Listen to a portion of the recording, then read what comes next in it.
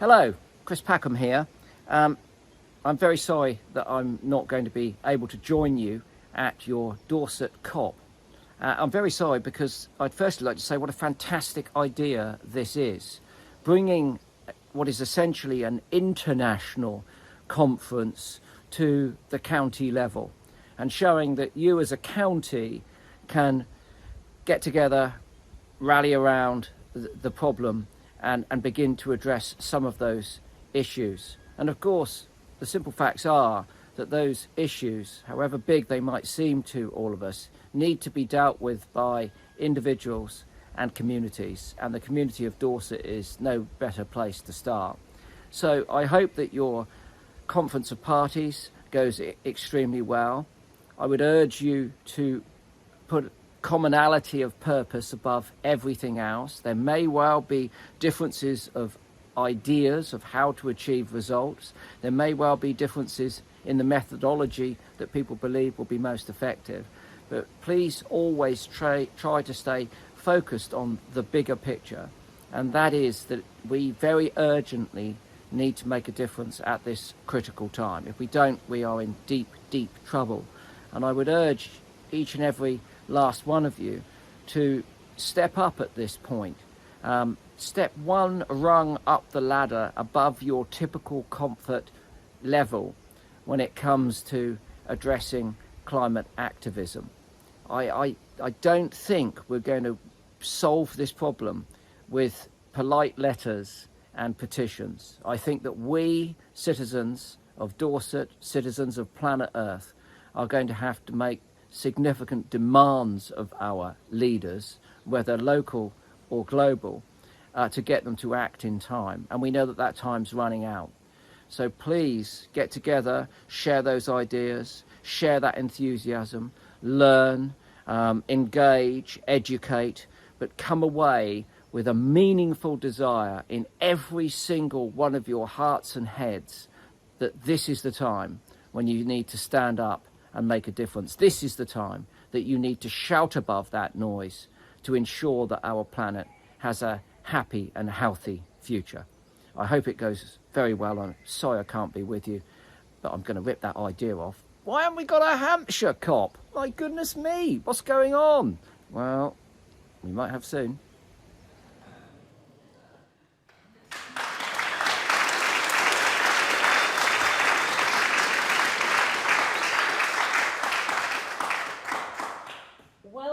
Welcome to the Dorset COP, the climate conference of the county.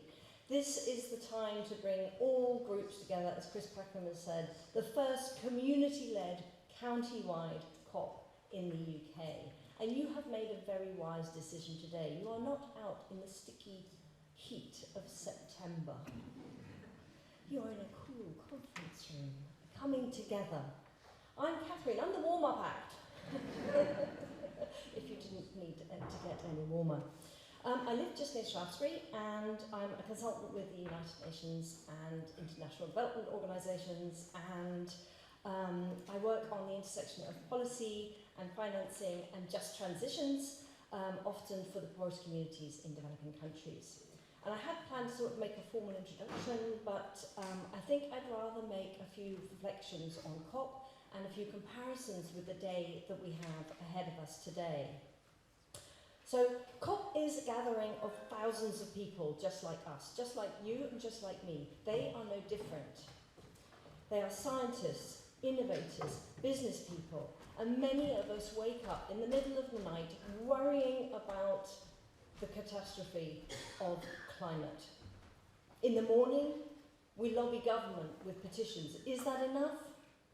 At lunchtime, we go march with demonstrations, banners in our hands shouting. Is that enough? In the afternoon, we come together and work on the petty detail of how to implement something better, more effectively, often late into the night at COP. And with our various hats on, we are the people that go to COP. You, as an NGO representative, can go to COP. I, as a professional, can go to COP. We just have to put our energy into making those steps and coming together to get there. For me, COP is about a lot of things, but I'll narrow it down to 3 today: people, action, and ambition. It's a big conference, yes. Thousands of people have come together. In fact, there are no conference centres that are big enough. It's often intense.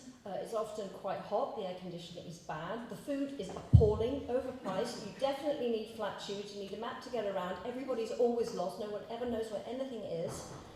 And in Sharm last year, in the middle of the desert, we ran out of water on day 4. So it's not comfortable, and it is really hard work, and you do feel exhausted at the end of a couple of weeks. But it is an incredible injection of spirit, which you're going to need for the next year of dealing with pithy parts of global legislation, which have to be very carefully crafted so as not to reinforce the neo-colonial behaviour that has been perpetrated around the world over the past couple of 100 years. And legislation which really accounts for the views of very different governance systems and different social structures of the 196 countries signed up to Paris Agreement. And also has to take account of their very different capacities to act. You know, here in the UK, we're very lucky. We come from a very privileged democratic society, but that is not the case everywhere, and yet the expectation is that everybody will act together. So those decisions at COP, I mean, the next COP, COP28, is focused on increasing the speed at which technological capacity can be built in developing countries, and how technology can be transferred more quickly to developing countries to enable the transition to ramp up. It'll also go into the detailed financing mechanisms under Article 6 to make sure that the more unscrupulous dealers don't get in the way of the integrity of the carbon market. And of course there will be continuing discussions on loss and damage, about how much and when developed countries should pay for some of the damage that's going on to the countries that are most affected. I'm thinking of countries in the Pacific Islands who are losing land mass and livelihoods to sea level rise already at quite a pace. Things we perhaps don't really see here. And COP, most importantly, is about increasing ambition, year on year on year, and actually, 5 years as detailed in the NDCs, the nationally determined contributions that every country puts forward every 5 years. We still have a 30 gigaton gap between ambition and the 1.5 degrees aim, which is still on the table, although I personally think that is not achievable anymore. We've seen record sea and land temperatures this July globally. Every single continent apart from North America and Europe has had off-the-chart temperatures this year. And although the UK has some of the most ambitious goals for climate, our per capita emissions are high. They're much higher than our peer countries here in the UK. So we have to start thinking about what are we doing as individuals that means our personal carbon footprint is higher than perhaps other countries in Europe with whom we might compare ourselves. Here in the UK, our current highest emissions sector is agriculture at 167 megatons in 2022. And as I was just discussing, the offshore wind concessions, for example, haven't been taken up this year because the price differentials are not working. The government gives concessions but are not putting the prices up high enough. Costs of materials have gone up. So we're failing to build the infrastructure we need to hit our net zero target. And we've also grossly underestimated our storage capacity needs. So there are really some quite pithy problems that here in the UK we need to grapple with as well. So just as OECD countries and OPEC countries that attend COP are lobbied by small island developing states, groups of NGOs, factions of countries that want to see a piece of legislation going one way or another, and the underrepresented communities, women, the indigenous populations. So too, we are gathered here today to support, to request, and to absolutely insist that our elected councillors, having endorsed the climate emergency, do significantly more to demonstrate that commitment.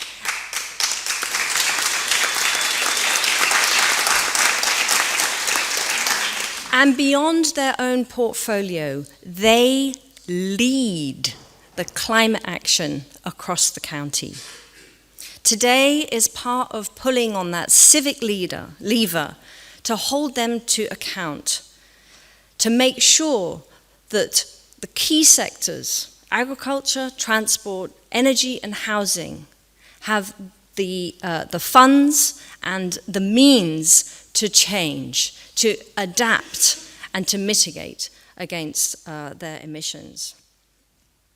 COP is an opportunity to come together. We are gathered here today, and just as COP convenes people for knowledge exchange to share positive examples and positive results rather than dwell on the negative, which doesn't really get us anywhere, so too are we gathered here today to exactly that. We want to share the knowledge, and so many people here are so wise with the actions they've taken locally. It's going to be a wealth of information for you.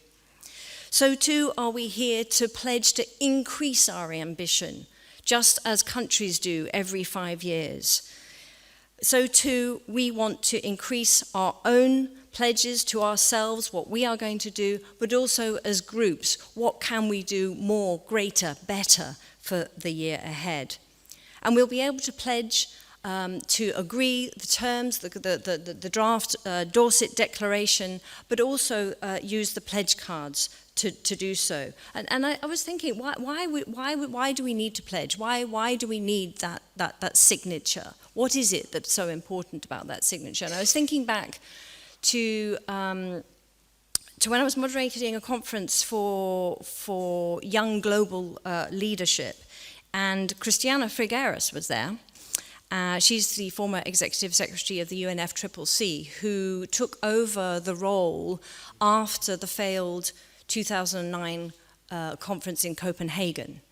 And she was a diplomat, a UN ambassador, and her role as a diplomat was to mediate, to make sure that all views were heard, to make sure that there was compromise, and everybody walked a path down the central line. And of course, that, for climate change, was going to be impossible. And she said to me that something in her mind and her heart switched at some point when she realized that she was not going to be able to fulfill her role. She was going to have to do her role badly as a diplomat. She was going to have to ignore the terms of reference under which she was employed by the UN, because she knew in her heart of hearts that climate change could be tackled. It wasn't impossible. And that she could gather all the heads of state together. She could speak from the heart and make sure that they spoke from the heart. And even though signing the agreement was improbable, if just 1 or 2 people did that, then they would be unstoppable. And so we today, if we get together, we will be unstoppable. So, moving on to what is on offer today, in the main hall, there are plenary sessions for you to enjoy.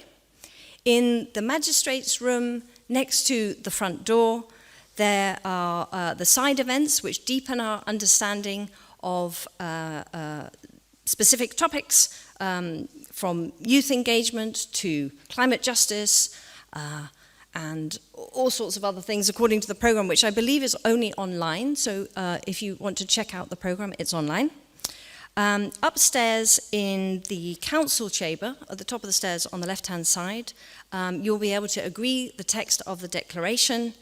and sign your pledges and leave them there, and we'll use those pledges to contact you afterwards.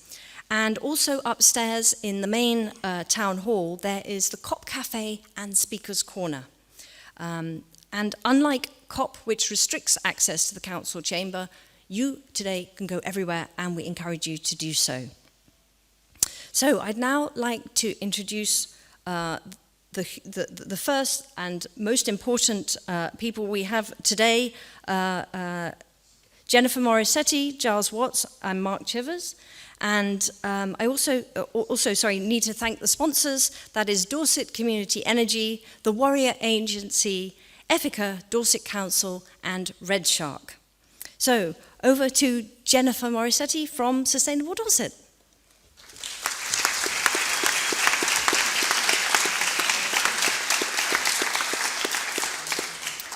Thank you, Catherine, for such a great introduction today. Thank you. Good morning, everyone. It's a great pleasure to be here today and to see so many of you in attendance, and also those that we can't see listening online, for what is sure to be a brilliant event with not only our excellent speakers, but also with all of you, representing more than 100 organisations across the county. We want to hear from you too, so please join in the question and answers sessions. It was nearly a year ago that I booked a venue in Sturminster Newton, also called The Exchange, with the idea of organising an event for environmental groups from around the county with the aim of providing a network opportunity and a chance to share best practice and to put Sustainable Dorset back on the map. So with collaboration in mind and stronger together, I invited Dorset CAN and Zero Carbon Dorset to join me in organising the event, and the result is what we have today. Now, out of interest, I'd quite like to know, as we're not in Sturminster Newton, have many of you made the journey from North Dorset today? Would you like to have a show of hands? I'm glad to see there's a few of you here. Thank you. I would like to offer my sincere thanks and gratitude to Dr. Neil Smith and Mark Chivers of Zero Carbon Dorset for their many hours spent on organising this event. Their attention to detail is incomparable.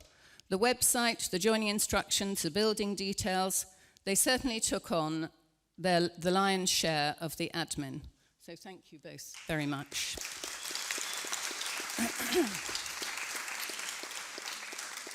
And latterly, Jude has contributed her skills to fine-tuning the spreadsheets, so thank you to Jude.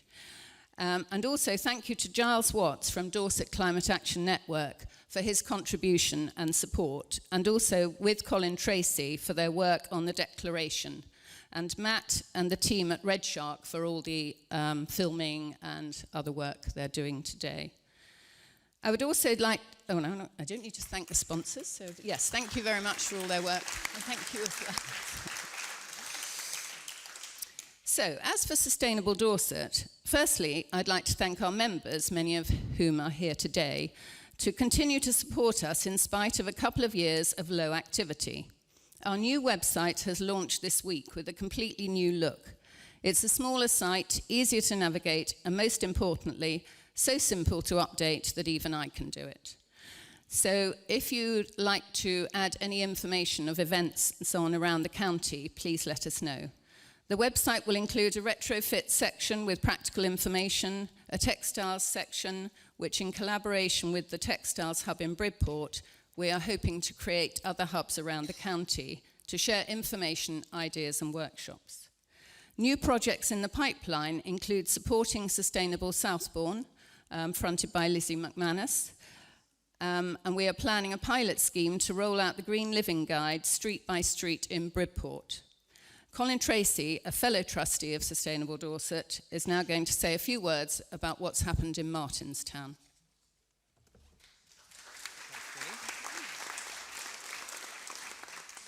Yeah, hello everybody. Jenny asked me to talk about the Green Living Guide because we've just completed, or recently completed, the guide in Martinstown, where 7 of us got together in the local community to run through the guide so that we can now form more teams within the community as well. So now we know what it's about, we can kind of sell it a bit better. So the guide was originated by the Transition Town movement, and Sustainable Dorset has made it specific to Dorset. A lot of the information in each of the sections is national and international as well. But the main focus really is on changing our own behaviour, or looking at our own behaviour, and making changes to make our lives more sustainable and greener. So it starts off by everybody doing their own carbon footprint at the beginning, and then doing it at the end to see how the changes that we've made have affected our carbon footprint. Basically, it's a short course of 8 sessions, and it's very much a community-based thing. So there's an introductory session, and then there are 5 sessions on food, energy, transport, waste, and water. And then there's a final session on, on community building, and then there's the last session on wrapping up. So what we did in Martinstown was we met monthly in each other's homes and went through each section sort of each time. So it's largely looking at our own consumption and trying to sort of draw back on that, and at the same time save money. So it's actually very easy to sell to people because you're cutting back and you're saving money at the same time. And it's also about, in each section, it's about pressing our leaders to make changes as well. The community building aspect is really important, and it feels like running our project in Martinstown has really created a sense of community, certainly within our group, and more and more people are talking about it. And we're now looking for more teams to run it. So we've got copies upstairs of the Green Living Guide. I think there are 3 or 4 copies, and I'll be around. Anybody that's more interested, you're welcome to call on me and ask more about it. Thank you.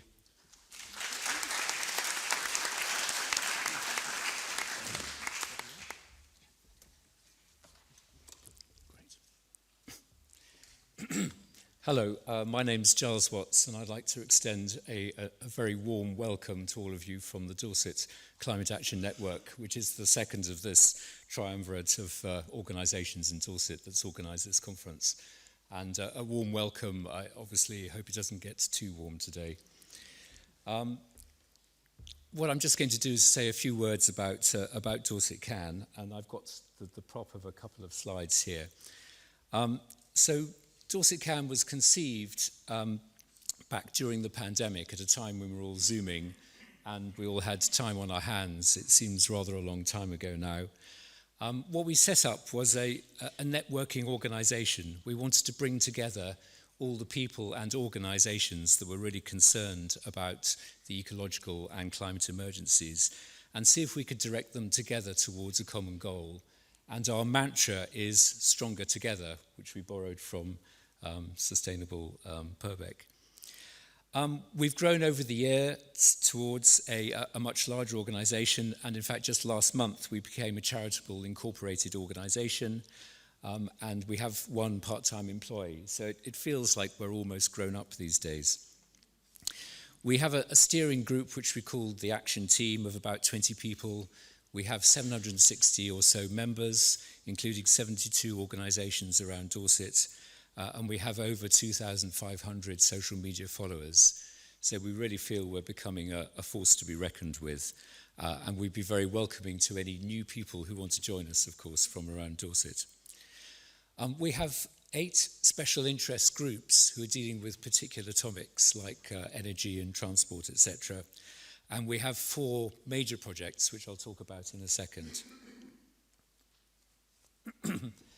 Our vision is very simple and rather colourful. It is that we would like to see a zero carbon Dorset, a bright blue Dorset, a wild green Dorset, a locally fed Dorset, a community-centred Dorset, and a sparkling clean Dorset.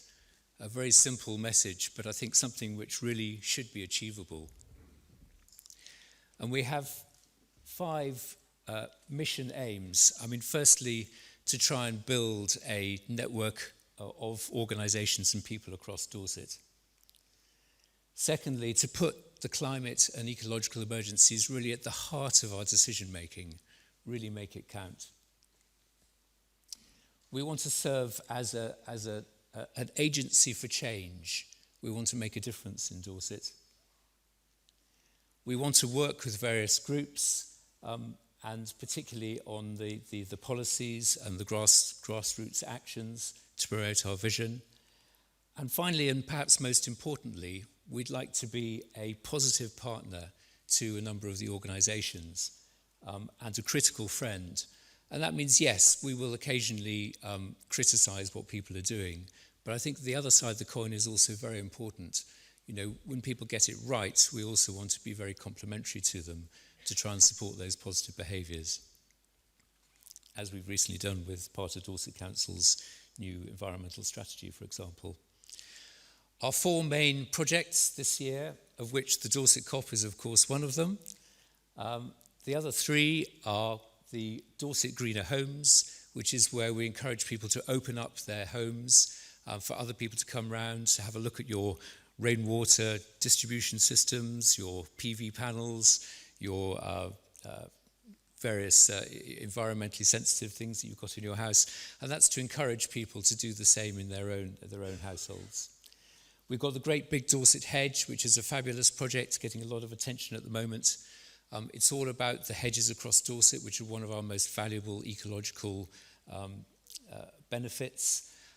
We're working in collaboration with the farmers. We're surveying and rebuilding the hedgerows across the county.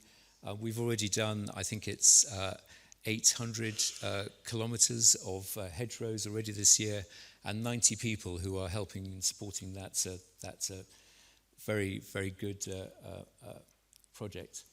And then we've got Dorset Deserves Better, which is about trying to persuade Dorset Council to rethink their local plan. We're not very impressed with their local plan. It's very much geared towards building houses on greenfield sites, executive houses with very little public transport. What we really want is to concentrate on the towns and bring in more social housing, more affordable low-rent housing, and places where there are the community and the support structure for them. So we think a change of emphasis is really important there. And the other thing is for new build houses, they are not built to high enough standards at the moment. They don't have good enough insulation. They don't have solar panels on the roof. And this means that all of the houses being built at the moment are going to need to be retrofitted in the next 10 years. And that seems to us like an awful waste of time. So we just wanted to mention Michael Dower, who is one of the founders of Dorset COP and sadly passed away last year. He was an indefatigable campaigner for environmental action and a real leader in the county. And we thought, as an honour to him, we put together a little card because, you know, all of us, we feel a little bit overwhelmed sometimes about the challenges out there and the fact that, you know, what is it that we ourselves can do? So we've got these 4 little ideas that you can stick them up on a card in your kitchen or above your dressing table, whatever, and remind yourself of the things that we can do. You know, consider your impact on the world. We can make a difference there. Consider your impact on other people. We can take an active role in what we do. And perhaps most importantly, we can choose our leaders, we can support our leaders, and we can also hold them to account.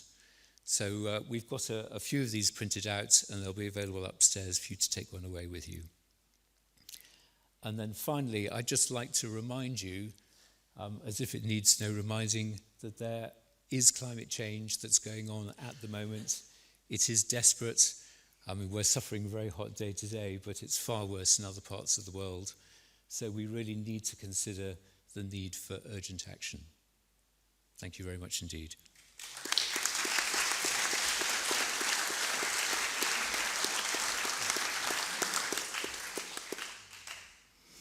Thank you, Giles, and can I just echo everybody else's thank yous to you for being here today, but also a big thank you to Jenny, who kindly mentioned the work the rest of us had done. But to be honest, there would be no speakers in this room today had Jenny not done all of that work. So I think there's, again, a very big thank you to Jenny for organising that aspect. So I'm Mark Chivers, and with Neil we are going to do a fairly rapid run through of what Zero Carbon Dorset is all about, and try and make it even a little bit more rapid, because as is traditional at these cases we're already slightly behind time. If you'd like to know more about us, there's actually some cards upstairs with our details on. Please sign up, go to our website, follow us on social media, all those good things, and we'll probably have an online event in about a month's time, just summing up some of the things we do if you haven't been familiar with them so far.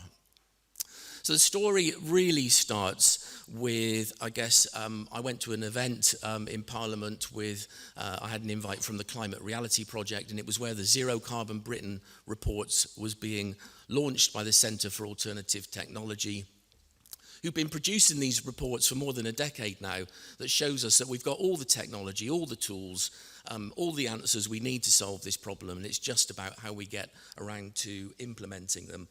And then on the way back, I started thinking, as you do, well, everyone keeps talking about this zero, so if getting to zero is the goal, where are we now and what do we need to do to get there? And I wonder what that would look like for Dorset. What would it actually look and feel like to live in a county where all of those problems have been solved and we live a different way of life? Why Dorset? Well, the obvious reason is because it's where those of us involved live, and all of you, I assume. But also, it's a really interesting county, not only geographically, because obviously it's got big areas of agriculture, and we've heard about how that's a problem, but obviously also offers a solution to the crisis. It's got the second largest urban area outside of Bristol in the southwest, so a city for all intents and purposes. It's got a coast. But actually, even though all of those things are great to understand about climate crisis problems and solutions, it's also at a scale at which you can start to imagine things. So sometimes you can be too small to think about what you do in your own street, and it's difficult to get your head around nations and internationally. But at a county level, you can start to think, could we feed ourselves across this area? Could we power ourselves across this area? How do I connect with where I go to school, where I rely on hospitals, where I go to work? So we set out then with a number of aims, really. Said, okay, what's the current situation? What does it look like across different areas? What do we need to do? Let's document it, let's record it. What could we do to solve the problem? We didn't want to exist in isolation. You've heard about 2 great county-wide organisations already. We weren't about setting up another one. We wanted to work with people who were already out there rather than create something different. And then ultimately to engage the wider community with this information. So we set out with this sort of overriding vision that everything we do must play into this, imagining that by 2030 we've solved this problem, that people are leading better lives, that we've addressed some of society's long-standing issues, and communities across Dorset are more connected, work-life balances have improved, and everywhere the return of nature is evident. Now, we had a template, the Zero Carbon Britain reports templates, which we used to work through this, and then we developed our own areas because we felt there were a number of aspects that actually needed to be looked at if you were going to genuinely address all of these problems. So I'm going to hand over to Neil. Thank you, Mark. And I'm just now going to talk about these reports in a little bit more detail. So we produced the 2 reports. The first one was a baseline report, which we produced in spring 2022, and we took a huge amount of information from all sorts of different sources. Many of you probably in the audience today contributed, so a big thank you. And then the idea of that report, as Mark has said, is to set the baseline, where are we now as a county, and we set visions against each of the areas in the report and said, well, what do we need to do to get to those points? And then this year we published our first progress report to give us an idea of how we're doing. So as part of the report, we have various indicators to show us that, how we're doing, and of course carbon is one of those main ones, and this is data from 2019 which shows that we have a long way to go, and most of those emissions are associated with the way that we heat and power our buildings and the way that we get about. But we also produced our own qualitative assessment for each of the areas based on the evidence that we had gathered, and this is shown here between the 2 years. So the first thing to say is that we've got a way to go to get to where we need to be at 2030. But equally, unfortunately, when we came to produce the second reports this year, we couldn't find enough evidence to move the dial on any of the areas. So what I'm going to do now is just run through each of the chapters. You'll be pleased to know I'm not going to go into detail. You can do that at your leisure off our website. But just to highlight a particular element and also to signpost you to the rest of the day and the opportunities you have to delve into these chapters in more detail. So the first of these is education, and when we talk about education, we mean education in its fullest sense. So also awareness raising, and also within businesses, how they engage with their staff. But we are heartened to find that in our schools, colleges and universities, that climate and sustainability is now being integrated into the curriculum, so that the young generation coming through will have a greater knowledge and hopefully skills to help us from the generation that effectively have failed them and to sort out all the problems, although we still clearly have a lot to do ourselves. And of course today we have youth activism session that's later coming up today, but education runs through everything today. All the sessions have that at its heart. When we look at, as I said earlier, the amount of energy that we use, the carbon emissions associated with it is a big element of our carbon footprint. We have a lot of leaky homes in Dorset that need fixing, but of course that gives its own opportunities in terms of generating jobs. And where we do use energy, we need to make sure it comes from renewables, and in that regard, Dorset is pretty woeful. We only produce 5% of our energy from renewables, and that in a county which has the best opportunity for solar PV in the whole of the country. So we've got, again, a great opportunity. And we have the Power Up, Power Down session coming up this morning, but also one of our sponsors, Dorset Community Energy, is giving a talk in Speaker's Corner this afternoon about their great work. We said transport's about a third of our carbon emissions, and in Dorset we have a bit of a dichotomy because we have the Bournemouth, Christchurch and Poole urban area, and then we have the rural area of Dorset. So we're going to need multiple different solutions. One size will not fit all. And clearly also, just swapping out petrol and diesel cars for EVs is not going to be the solution. We really need to come up with integrated transport solutions. And to that end, we have Dillis giving a workshop about how to get people out of the cars onto bikes. And then this afternoon, the Dorchester Climate Action Group will be talking about their project. When we come to waste, we really need to get the narrative away from recycling. We need to be talking about reducing and reusing and embracing the circular economy and the opportunities that gives to our businesses. We have the circular economy session later on today, and we have various community groups talking about the great work that they are doing for their communities as well. We know that we are in an ecological crisis, so the way that we manage our land is absolutely critical. So we need to find ways to produce the food that we need, but also give our nature the opportunity to recover and to thrive. We have our nature recovery session later on today. Giles has already mentioned about the great big Dorset hedge project, and you can have a chat with them today. And we also have several other conservation groups giving talks in Speaker's Corner.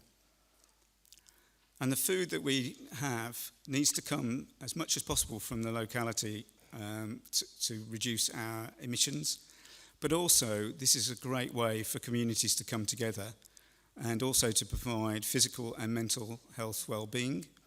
So, and again, we have community groups giving talks today about the great work that they are doing. So now I'm going to hand back to Mark, and he'll take you through the rest of the detail. Thank you, Neil. So the last couple of areas I was quite keen to cover today, and justice in particular. And this is one of those sessions, as Neil has been saying, that is also covered later. There's a workshop where we'll cover the different aspects, the many different aspects of it. But the key thing we all know is that climate change is not born equally, and typically those people who've contributed least are suffering first and worst. And so there's a big issue around here. But I wanted to pick up just one example that I think provides some context for the whole day. Because very often we hear, what's the point of us doing something in the UK, or what's the point of us doing something in Dorset? We're just such a small area. What about China and India? Now, the thing is with emissions, particularly carbon, is they stay in the atmosphere for a long time, centuries in the case of carbon. And if you look at cumulative emissions since the Industrial Revolution, we've actually produced just under 5% of them with less than 1% of the population. India, as a comparison, with 18% of the population, has produced just 3.1%. China has produced more emissions than us, nearly 2.5 times, but actually they have more than 20 times the population. And our friends across the pond have produced more than a quarter of global emissions, and with just 4.4% of the population. If you look at that in percentage terms, that means that the average American has had 5.5 times the benefit of those cheap fossil fuels. We're almost identical. China's had less than 0.64, and India is 1/10 of that. Now, if you're a government of one of those countries or a developing nation, you can understand why they might say, you're asking us to reduce our emissions, yet you've had 200 years benefit of this. So I think there's both a moral and a practical situation where we need to both solve this, but also it's one where we can speed up things because we have the ability, but also where we can show leadership. The other aspect that became absolutely clear when we compiled the report, and you look at all the things we can do, and you keep coming across situations where we could do this, but the regulations aren't there. You could do this, but we need the laws to change. So it's absolutely clear that we need national and international transformative policies to enable us to enact this. So things like the Green New Deal, things like the Climate and Ecological Emergency Bill. And as Catherine said at the start of the day, COPs generally have the ability to get people with power to make decisions, to make commitments. We don't have that today. We come together as community organisations and individuals. But there are things we can do. There is power we have. And I like to think of today a bit like bringing an orchestra together. Because we do come from very different parts, very different instruments. Some people come in from sort of small projects. Some people are more activist. So we've got people who are, woodwind or percussion or vocals. But actually today is about bringing all of us together. And we can build the quality of that output. We can raise the volume of it. And so we need to focus on what we can do locally by building that orchestra.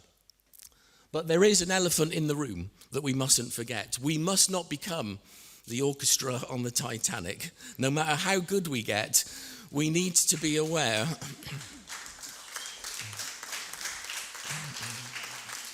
that there's a real risk that those on the bridge are not taking us where we need to be and are still heading towards that iceberg. There have now been 27 COPs, and since the first one in Berlin in 1995, where we committed to get this problem under control, emissions have risen every single year apart from 2, one after the financial crisis and one during COVID. So we need to be aware that on the bridge, things aren't going in the right direction. But actually, what we can do is by building that orchestra, by bringing more people into it, by coalescing around visions, then we can start to change things, because the louder we get, the more people on the bridge will hear us. That's one thing we can do. This vision here is one that Arts University graduate Abby Buckingham drew for us based on things she saw in our report and suggested to us we should bring it to life, because there's a lot of words in it. And she said, if you bring it to life, then people can start to think about it. And so there's a session today where we'll be looking at this drawing and bringing you into the conversation. asking why things are on there, what else you'd like to see, what things are missing, and just starting to build that vision more. There's another session this afternoon upstairs where we're holding a People's Assembly, where you can contribute and think about the sort of future that you want to create. Our key findings from the report really came down to 4 things. We have the solutions. We know what we need to do. We don't need to wait for any magic technology. We can see green shoots across the county. So it can, not only can it be done, in very small places, it is already happening. And we've got inspiring community stories. We found 125 across Dorset, across all of those categories of people doing great things, which if we could replicate and scale up, we would make serious inroads into solving this crisis. And a number of people have touched on it already. We very much make it clear in there, as does the government's own Climate Change Committee, that local authorities have an absolute key role to play in this. They don't control all the emissions. Their own emissions are a relatively small proportion, but they are uniquely placed to bring communities together, to bring stakeholders together, and to show that leadership that actually will help us transform the situation. That's me done. Thank you very much. Those are our details.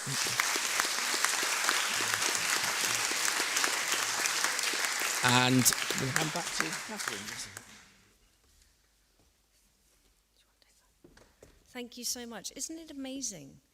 We've only heard from 3 people out of very, very many we're going to hear from today, and I'm already super excited about the way people are dovetailing with each other, being cognizant of their real strong suits and bringing those together in order to magnify the impact that they have by coming together. What amazing work is being done everywhere across Dorset.